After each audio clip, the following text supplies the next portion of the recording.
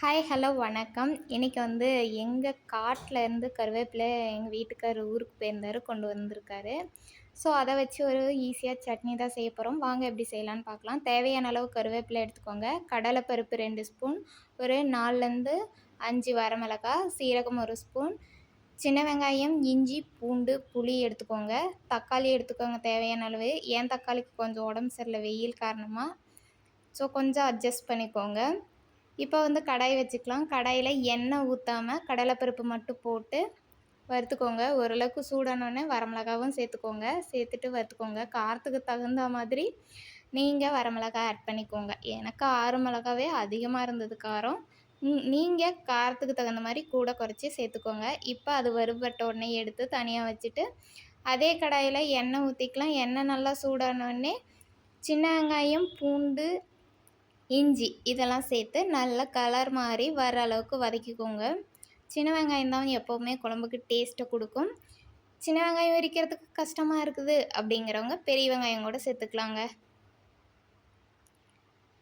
இது நல்லா வதங்கி வந்த உடனே கருவேப்பிலையை சேர்த்துக்கோங்க. கருவேப்பிலை வந்து நல்லா வதங்கணும். கலர் வந்து ஒரு ப்ரௌன் கலராக வரணும். அந்த ஸ்டேஜ் வரைக்கும் வதக்கணும். இல்லை அப்படின்னா கருவேப்பிலையோட ஸ்மெல் அடிக்கும். அது வந்து ஒரு சிலருக்கு பிடிக்காது.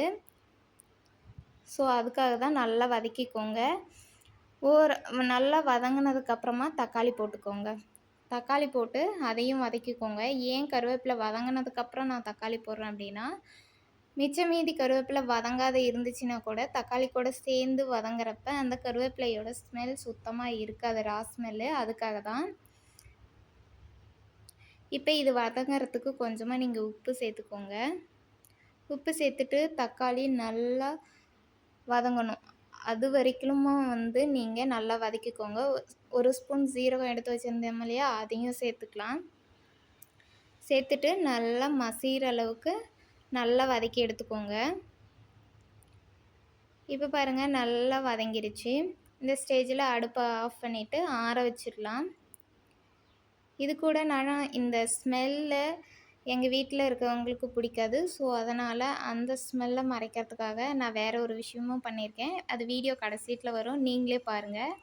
இப்போ வந்து புளியும் அந்த சூட்லேயே போட்டுருங்க, கொஞ்சம் வதங்கிடும்.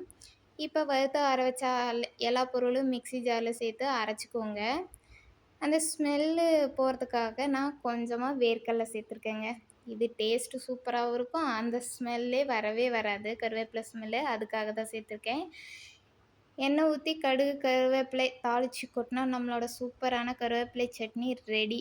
வாங்க சாப்பிட்லாம். டாட்டா பாய்.